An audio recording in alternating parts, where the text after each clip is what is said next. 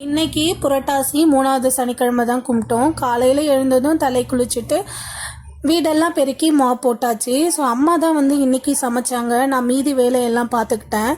குளிச்சுட்டு வந்ததுக்கப்புறமா பூஜை பொருளெல்லாம் வாஷ் பண்ணேன். அன்னைக்கு வெட்னஸ்டே ஆயுத பூஜைக்காகவும் வாஷ் பண்ணேன். பட் இன்னைக்கு அப்படியே எனக்கு விளக்கேற்றுறதுக்கு பிடிக்கல. ஸோ ஒரு சிலவங்க சொல்லுவாங்க வாரத்தில் ஒரு வாட்டி நம்ம வாஷ் பண்ணிட்டா போதும், அடுத்தடுத்து வரக்கூடிய ஏதாவது ஒரு விசேஷ நாள் அப்படியே விளக்கேற்றலாம் அப்படின்ட்டு. பட் அப்படி எனக்கு பண்ணால் அது என்னவோ ஒரு சாட்டிஸ்ஃபைடாகவே இருக்காது.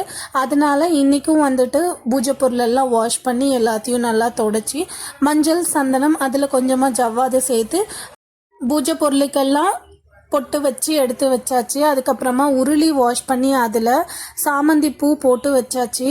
ஸோ இன்றைக்கி வந்து பார்த்திங்கன்னா இங்கே பெங்களூரில் நிறைய பேர் இன்றைக்கி இந்த சனிக்கிழமை வந்து கும்பிட்டாங்க போல்.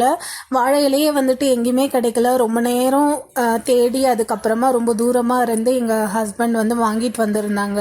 ஸோ அதுவுமே வந்து பார்த்திங்கன்னா ஒரு சிலது வந்து தான் நல்லா இருந்தது, ஒரு சிலது டேமேஜாக இருந்தது.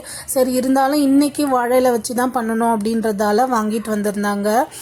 இன்றைக்கி பூஜை பொருளுக்கெல்லாம் பார்த்தீங்கன்னா பித்தாம்பரி போட்டு கூட கொஞ்சம் விம்ஜெல் ஆட் பண்ணி ஸோ அதை வச்சு தான் வந்து தேய்ச்சிருந்தேன். நல்லாவே வந்து பளிச்சுன்னு விட்டுது.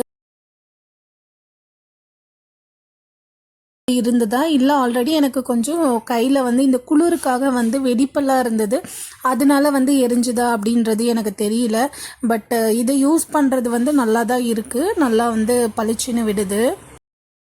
படைக்கிறதுக்காக ஒயிட் ரைஸு, கேரட், பீன்ஸ் போட்டு சாம்பார், அதுக்கப்புறமா நாட்டு சக்கரை போட்டு சக்கரை பொங்கல் அதுதான் பண்ணியிருந்தாங்க. ஸோ அதுக்கப்புறம் பொரியல் பார்த்திங்கன்னா 3 வகை மட்டும்தான் பண்ணியிருந்தேன். கொத்தவரங்காய், அதுக்கப்புறம் வாழைக்காய், அதுக்கப்புறமா உருளைக்கிழங்கு, வடை, பாயாசம், அப்பளம், ஸோ அதுக்கப்புறம் தயிர், இதெல்லாம் வச்சுட்டு படையல் போட்டாச்சு. படைக்கிறதுக்கு முன்னாடி சின்ன குடத்துல துளசி மாலை கட்டி நாமம் போட்டு ஒரு 3 வீட்டுக்கு போயிட்டு அரிசி வாங்கிட்டு வந்திருந்தோம். ஸோ இது வந்து இந்த நாளில் நம்ம பண்ணோம் அப்படின்னா அது ரொம்பவே வந்து நமக்கு நல்லது. அவ்வளோதான். இந்த வீடியோ பிடிச்சிருந்தா லைக் பண்ணிக்கோங்க, சப்ஸ்கிரைப் பண்ணிக்கோங்க. பாய்.